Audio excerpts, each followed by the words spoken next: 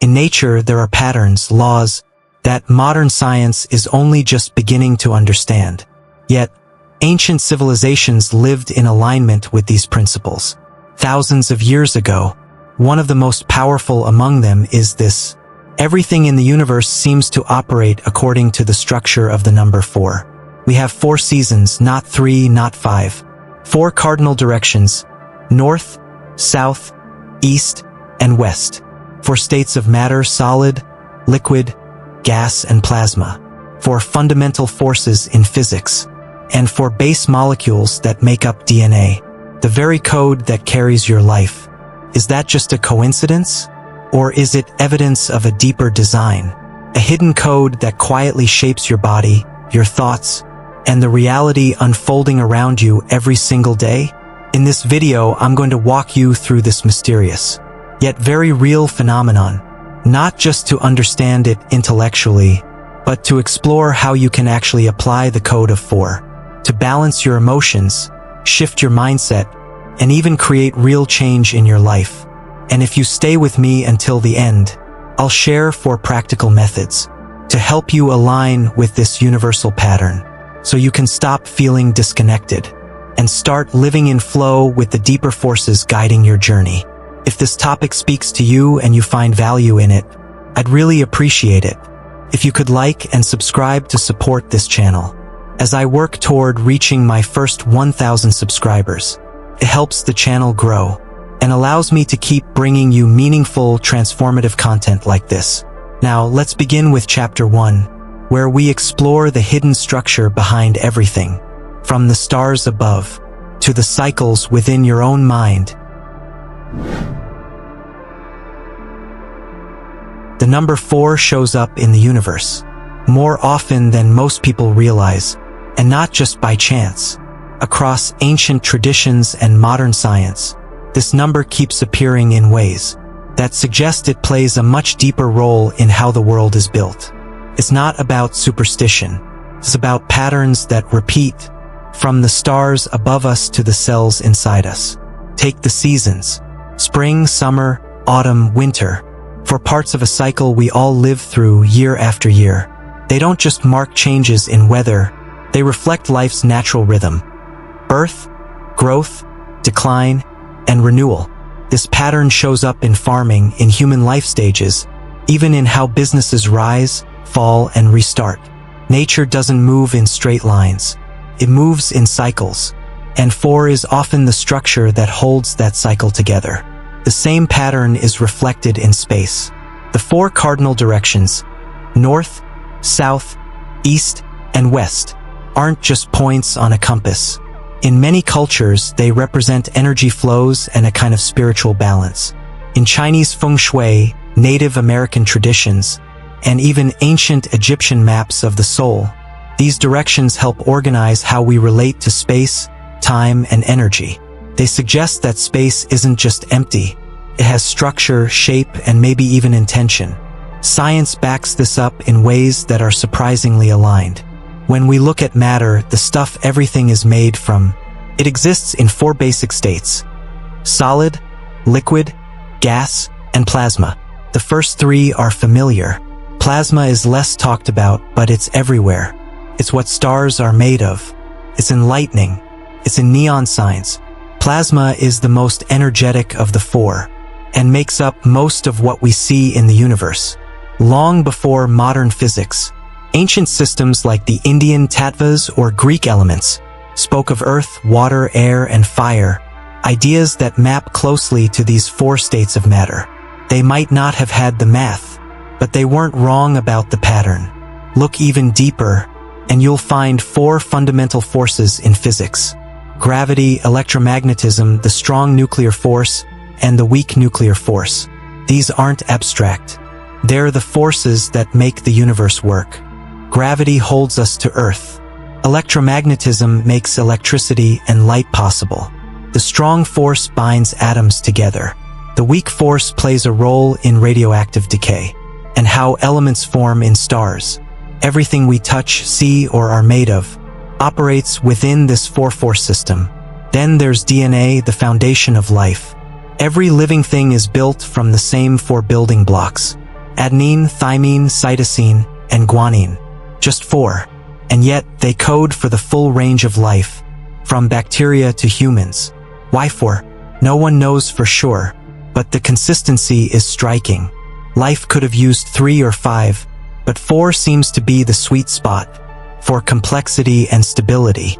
Some modern physicists and thinkers, like David Bohm and Nassim Haramein, have explored the idea that the universe is structured by hidden symmetries and patterns. They talk about spirals, torus shapes, and fractals, forms that repeat across all scales. Many of these forms appear in what's called sacred geometry. You've probably seen some: the cross, the square, the four-petaled flower. These shapes show up in architecture, art, and nature. Snowflakes, starfish, even the shape of galaxies reflect these patterns. It raises the question: are these just coincidences or clues? It might sound abstract, but here's why it matters. Recognizing these patterns helps us understand how things work and how they break down. Systems built around a strong structure of 4, like a 4-legged table or a 4-way support beam, are stable. This principle applies to physics, biology, architecture, and even life decisions. When we understand the pattern, we can work with it instead of against it. So next time you notice something divided into 4s, whether it's a season, a direction, or even a balanced meal, pause for a second. These aren't just convenient ways to organize the world. They're reflections of something deeper. Maybe the universe isn't as random as it seems. Maybe it's built on simple, elegant patterns, and 4 is one of its favorite tools. If the number 4 is the blueprint behind the universe, it's no surprise that it also shapes us from the inside out. We're not just a physical body moving through space. Human beings are made up of 4 distinct but interconnected layers, what some call bodies, that work together as a unified quantum system. Each layer has its own function, its own frequency, and its own role in how we think, feel, act, and evolve. The physical body, linked to the element of Earth, is the most grounded, the most tangible. It's where spirit meets matter. It responds to the laws of gravity, time, aging. It's how we experience the world through our senses. But it's only the surface. Beneath that lies the emotional body, connected to water. Just like water, this layer flows, moves, and stores memory. Emotions are vibrations. They don't just happen in the brain. They ripple through the whole body. Ever felt tension in your chest when you're anxious? Or warmth in your belly when you're happy? That's your emotional body in action. Water remembers, so do emotions. Then we reach the mental body associated with fire. This is where thought becomes will and will becomes action. It's not just logic and analysis. It's the spark of intention. Jung called it the realm of archetypes, where ideas are more than thoughts. They're patterns that shape our behavior, our choices, and ultimately our lives. When you're trying to turn a vision into reality, you're working with the fire of the mind. Finally, there's the spiritual body tied to air. It's the most subtle but also the most expansive. You can't touch it, but you feel it in those moments of insight when something just clicks. It's where intuition lives. It's the quiet voice that nudges you towards something better, even when reason can't explain why. Some might call it the soul, others a higher self, or simply awareness. Whatever name you give it, it's the part of us most connected to a higher field of information. Interestingly, world religions have mirrored this fourfold view. Christianity speaks of the Father, the Son, the Holy Spirit, and the Church, a structure where divine energy flows through 4 forms. Buddhism offers the 4 Noble Truths, a framework for understanding suffering and transcending it. Both systems hint that 4 isn't just symbolic, it's functional. It organizes experience, belief, and transformation. Modern psychology, however, often fragments these layers. It separates the body from emotion and treats logic and intuition like they're at odds. This disconnection can leave people feeling lost, or like something essential is missing. The more we divide ourselves, the more we lose touch with who we are as a whole system. But when we begin to see ourselves through this four-body lens, things start to shift. A stomachache might not just be physical, it could be emotional residue. A mental block might be tied to something spiritual you're not listening to. Reconnecting these layers isn't about becoming mystical. It's about becoming whole. And maybe, just maybe, the number 4 keeps showing up in the universe, in matter, in DNA, and within us, because it's nature's way of building something stable, resilient, and deeply alive. If the 4 bodies represent layers of our inner world, then DNA is the bridge that connects them. More than just a biological instruction manual, DNA may be the interface where energy becomes form, where soul meets matter. At the physical level, we know DNA is built from 4 nucleotides: adenine A, thymine T, cytosine C, and guanine G. This quartet isn't just a clever chemical code, it echoes a deeper pattern. Some researchers and spiritual thinkers draw parallels between these bases and the 4 classical elements: A as earth, T as water, C as fire, and G as air. Whether symbolic or not, it's striking how often life organizes itself in sets of 4. What makes this even more fascinating is how DNA behaves under different influences. Bruce Lipton's work in epigenetics challenges the old idea that genes are destiny. According to his research, genes don't control us, they respond to us. Our environment, our beliefs, even our emotional states, can influence how genes are expressed. In other words, how you think and feel can literally change the way your biology functions. That's not just philosophy, it's molecular science. Then there's the work of Fritz Albert Popp, who discovered that DNA emits light, tiny particles called biophotons. This isn't just a curious glow. Biophotons seem to carry information. They may act like a wireless communication system within the body, helping cells talk to each other. Some have even suggested this light could be a channel through which consciousness or soul-level information interacts with the physical body. What if DNA doesn't just store physical traits, but also spiritual memory? What if it's the antenna tuning us into a much larger field of information? What some might call the collective unconscious or the quantum field. It would mean that when we pray, meditate, or even love deeply, we aren't just feeling something. We're broadcasting signals that reach down to our very code. And real-world experience backs this up. Studies show that meditative states, compassion, and even focused prayer can affect gene expression. People who engage in regular mindfulness practices show changes in genes related to stress, inflammation, and even aging. These effects don't happen through pills or surgery, but through consciousness. It suggests that our inner state isn't just connected to our health. It's part of the mechanism. So maybe DNA isn't just a product of evolution. Maybe it's a sacred technology, one that responds to intention, emotion, and awareness. We often think of spirituality and science as separate, but in the spiral of DNA, they start to look like 2 sides of the same code. The question isn't whether DNA is sacred. It's whether we're willing to treat it that way. If DNA is the sacred code, and the 4 bodies are the system it operates within, then the energy centers in our body are the switches that shape our reality. Consciously or not, these aren't abstract ideas. They're part of how we function every day, physically, emotionally, and energetically. Whether you call them chakras or energy hubs, these 4 primary centers align with real-world experiences, an ancient knowledge that's being echoed in modern fields like neuroscience and quantum theory. Let's start at the base, the root center. Located at the base of the spine, this is your foundation. It's tied to physical survival, money, security, shelter, food. But it's not just about having things. It's about feeling safe in your body and in the world. When this center is strong and balanced, you stand your ground. You don't panic when life shifts. You feel capable of handling reality, whatever comes. On the flip side, when it's blocked or out of sync, fear takes over, scarcity, insecurity, the constant feeling that you're just one crisis away from falling apart. Moving upward, the heart center is where things get magnetic, literally. Studies show the heart has an electromagnetic field, far more powerful than the brain's.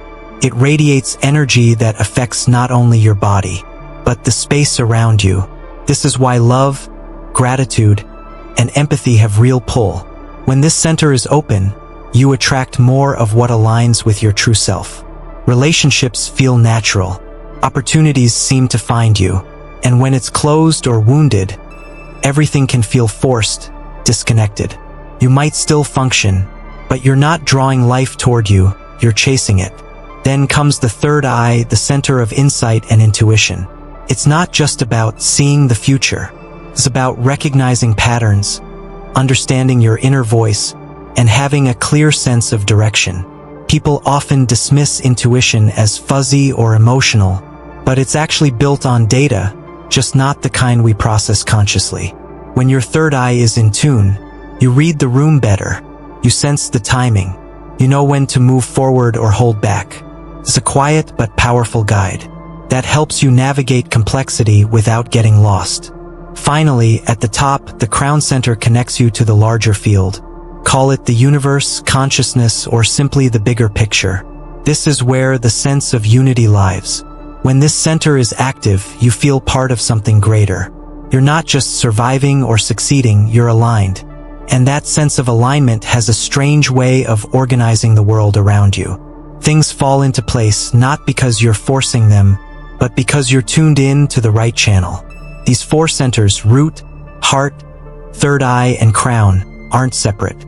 They form a system, a vertical axis through which energy flows and becomes experience. And that's where the law of attraction comes in. It's often reduced to pop psychology. Just think positive and you'll get what you want. But it's more nuanced than that. The real core of it is alignment. When your internal energy centers are balanced. When you're grounded, emotionally open, mentally clear, and spiritually connected, you emit a frequency that resonates with people, situations, and outcomes that match that state. You've probably experienced this before. You're in a good place mentally and emotionally, and suddenly things just click. A call comes at the right time. A job offer lands in your inbox. Someone you've been thinking about reaches out. People call it luck or coincidence, but often it's resonance. You're broadcasting a signal that draws in the matching pattern. On the other hand, if you're anxious about money, root, closed off emotionally, heart, uncertain about your goals, third eye, and disconnected from meaning, crown, it's no wonder things feel stuck. You're sending out mixed signals internally and energetically. The outer world responds to that confusion, not with clarity, but with delay, friction, or chaos. What's powerful about this model is that it puts agency back in your hands. You don't have to control the outside world, you tune yourself first. Want to manifest something real? Check your foundation. How safe and supported do you feel? How open are you emotionally? How clear is your vision? How connected are you to something bigger than yourself? The more aligned these centers are, the more naturally life flows. Not because you're forcing outcomes, but because you've become the kind of person those outcomes flow to. So the next time something coincidental happens just when you need it, don't brush it off. It might not be magic, it might be you, finally in sync with the frequency of what you've been seeking.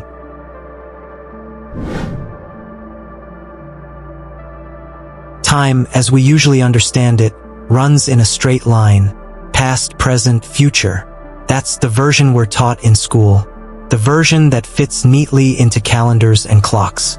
But more and more, both ancient wisdom and modern science are telling a different story. Time might not be a line at all.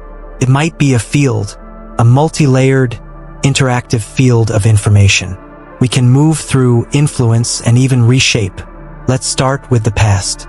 We tend to think of it as fixed, done, unchangeable. But memories aren't stored like files in a cabinet. They're vibrational.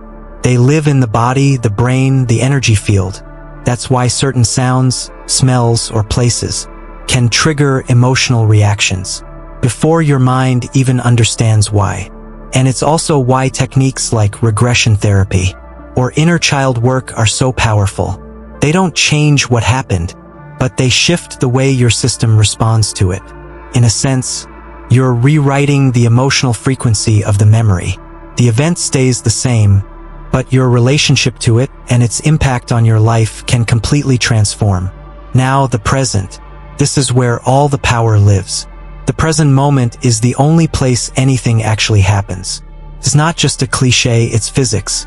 Your body only exists now. Your choices only occur now. Your energy field is broadcasting in real time, shaping how your brain perceives the world and how the world responds to you. This is the zone of agency, where healing, manifestation, and transformation begin. You don't heal the past by reliving it. You heal it by showing up differently now and letting that ripple backward through your system. As for the future, it's not a fixed destination. It's a range of possibilities, and we're constantly syncing ourselves with different versions of it. Think of the future like a set of radio stations. Each one is playing a different outcome.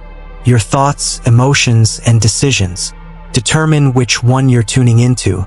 Some futures feel fated, only because we unconsciously keep broadcasting the same signal. But when we shift our beliefs, clear old patterns, or raise our emotional state, we start syncing with a different outcome. That's not fantasy, it's frequency.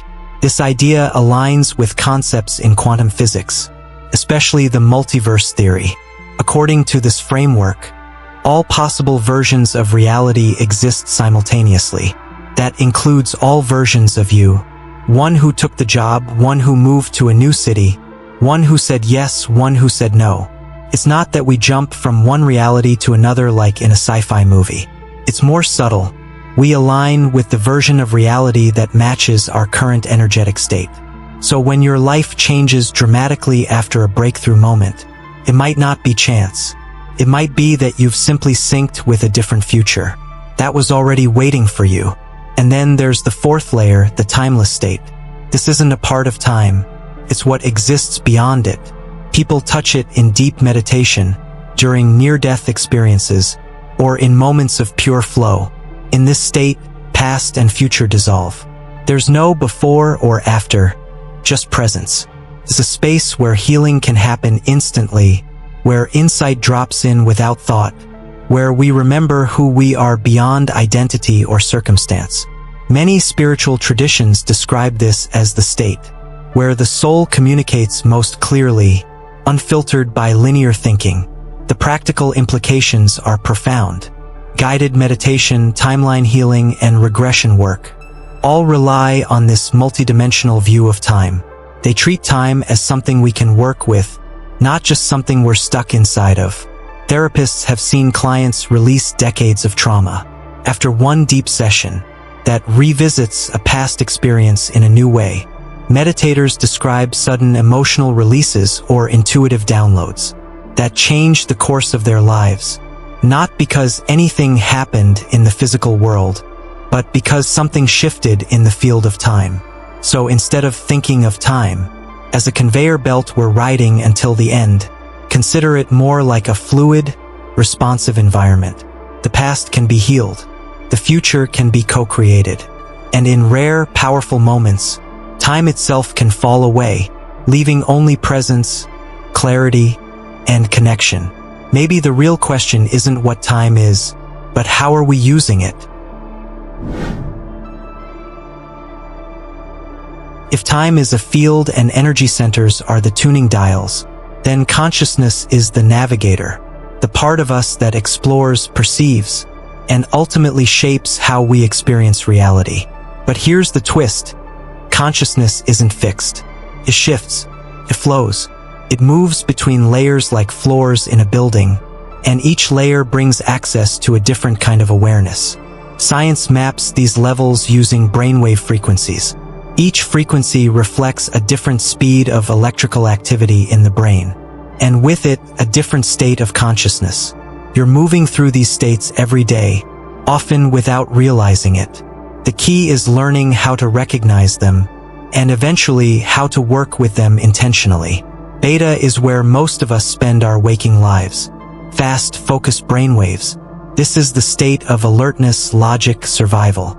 You're planning, solving problems, navigating traffic, responding to emails. It's the state that keeps you grounded in the physical world. But when we stay in beta too long, especially in a stressed, overthinking version of it, it can lead to anxiety, mental fatigue, and a narrow view of reality. Beta is sharp, but it's limited. It's great for action, but not for vision. Then there's alpha, a slower, more relaxed rhythm. You drop into alpha when you're daydreaming, reading something enjoyable, or getting lost in music.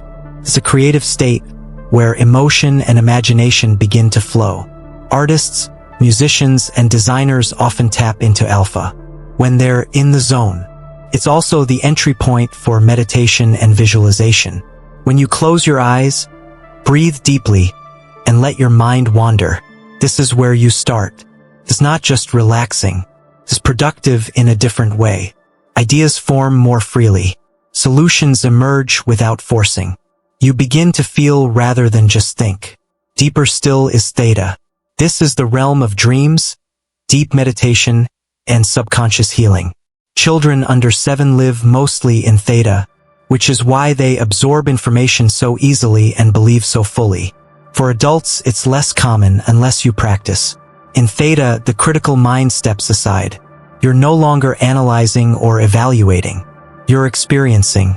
This is the state used in hypnotherapy, guided healing, and past life regression.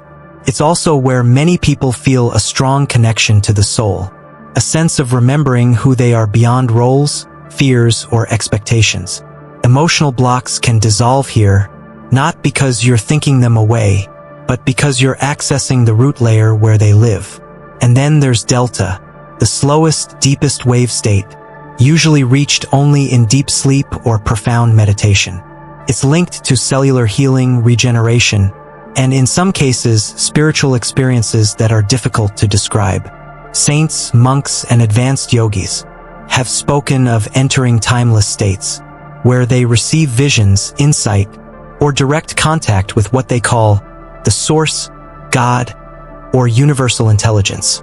From a neurological standpoint, this is the brain at its most still and synchronized. From a spiritual view, it may be where the individual mind temporarily merges with something far greater. Interestingly, many religious traditions speak of revelation or divine inspiration, occurring not in moments of intense thinking, but in stillness. Moses receives the 10 Commandments on a quiet mountain. Buddha awakens under a tree in deep meditation. Mystics and seers across cultures describe moments of truth arriving in silence, not from effort but from surrender. Modern science now supports practices that lead us into these states. Brainwave music, guided visualization, self-hypnosis, and consistent meditation can train the mind to enter alpha, theta, or even delta more easily. And with each shift, a different door opens.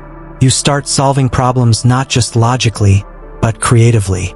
You begin healing not just emotionally, but energetically. You connect with insights that feel bigger than you, but deeply personal at the same time. What's powerful about this is the accessibility. You don't need to be a monk or mystic to access deeper consciousness. You just need time, intention, and tools. It's like having a radio with 4 channels. Each one broadcasts a different version of your mind and a different way of relating to the world. Once you know how to tune the dial, you're no longer stuck in one channel. So if you've ever felt like your mind is racing, your thoughts looping, or your creativity blocked, maybe the answer isn't to try harder. Maybe it's to shift the frequency. Let go of the noise. Close your eyes, breathe, and drop into a different state. One where answers don't need to be chased. They arrive. If the mind can shift through different states of consciousness, then freedom isn't about escaping the world. It's about waking up within it. The idea that we're trapped in some kind of matrix isn't just sci-fi anymore. For many, it's a metaphor for the systems that shape our thinking. Media, education, fear-based beliefs, inherited trauma. But here's the truth no system wants you to know. You were never really trapped. You were just trained to believe you were. There are 4 core principles, 4 keys, that can help anyone unlock this illusion. They're not complicated. They don't require money, status, or special access. But they do require one thing: presence. Because the matrix doesn't hold you physically. It holds you mentally. And these 4 ideas are how you walk yourself out of it. First key: time is perception, not law. Most people live by the clock. Always late, always catching up, always feeling like there's not enough. But time isn't fixed. Einstein proved that. In quantum physics, time can slow down, speed up, even fold in on itself. What we experience as time is filtered through consciousness. That's why an hour in traffic can feel like forever, while an hour doing something you love flies by. The deeper truth? Time is more of a feeling than a fact. When you stop treating it as a tyrant and start seeing it as a tool, you reclaim your rhythm. That's why practices like meditation, breathwork, and even creative flow states feel so liberating. They stretch or dissolve time. And that's not an escape. That's freedom. Second key: attention is energy. Where it goes, your life flows. In a world addicted to distraction, attention is currency. Every scroll, every click, every headline is a bid for your energy. And the more scattered your focus, the more fragmented your reality becomes. But here's the shift. Attention isn't just something you spend. It's something you invest. When you consciously choose where your attention goes, you start shaping your external world with internal clarity. Want to change your life? Start with what you feed your mind. Choose your inputs. Guard your energy like it matters, because it is your life force. Third key: you are the source of your reality. This isn't a motivational poster. It's how the universe works. The world isn't just happening to you. It's responding to you. Your beliefs, your self-concept, your emotional baseline, they're shaping the lens you see through, and the energy you radiate. From that place, you're constantly interacting with the field around you. Think of it like tuning a signal. What you broadcast inside, whether it's fear, confidence, self-doubt, or love, affects what reflects back to you. Oprah, Tesla, Mandela, they didn't just rise above their conditions. They rewrote their internal programming first. What followed was the world syncing up with their signal. Fourth key: the matrix only works if you play by its rules. Systems of control, whether societal, digital, or psychological, only have power if you agree to the terms. If you believe you must seek validation, chase status, or stay quiet to fit in, then you're playing their game. But step outside that mindset, and the system begins to unravel. You don't need permission to change your story. You don't have to earn worthiness. The gate was never locked. What you need is the courage to stop performing and start aligning. The matrix doesn't need to be fought. It just needs to be outgrown. This isn't just philosophy. It's spiritual truth echoed through time. In the Bible, Jesus says, "The kingdom of God is within you." That's not metaphor. It's instruction. The real power doesn't come from a system outside. It rises from consciousness inside. The moment you remember that, you stop waiting for someone to rescue you and begin choosing the life that already belongs to you. And we've seen this play out in real life. People who've overcome the impossible didn't wait for the world to change.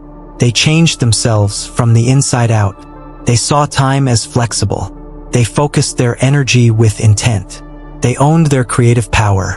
And they stopped agreeing to the scripts they were handed. That's not magic. That's mastery.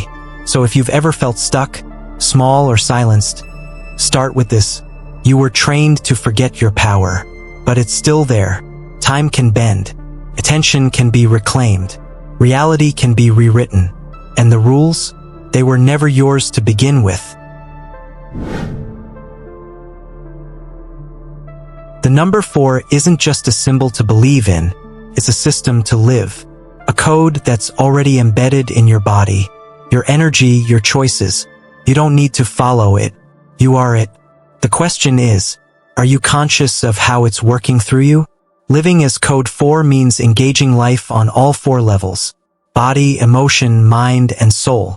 It means recognizing that you're not separate from the cycles, patterns, and flows of the universe. You're part of them. You're co-creating reality from the inside out, whether you're aware of it or not. So why not do it on purpose? Start small. Try a 4-layer meditation. Feel your body, earth. Tune into your emotions, water. Focus your thoughts, fire. And finally, listen to your intuition, air. Let each layer speak. Let each one align. You can also reconnect with nature's rhythms. Follow the moon cycle, new moon to full, and notice how your energy shifts. Plan intentions around those phases. It's not superstition. It's syncing up with a natural operating system older than any clock. Want to go deeper? Use sound and thought to reprogram your internal code. DNA isn't static. It responds to intention, frequency, and belief. Positive self-talk isn't cheesy, it's chemistry. Mantras, binaural beats, conscious breathwork. These aren't trends. They're tools for tuning your system. This isn't about escaping reality. It's about becoming fluent in how it works inside you. You're not a random passenger in life. You're the signal. You're the pattern. You're the code. You are the source code running reality, not a victim of it. So don't just listen. Don't just read. Live it. Practice it. Question it. Test it. Let it change how you move through the world. And if this speaks to something in you, don't keep it to yourself. Hit like, share it with someone who's ready, and subscribe to keep exploring this journey together. We're not just decoding the matrix. We're becoming the system that writes it.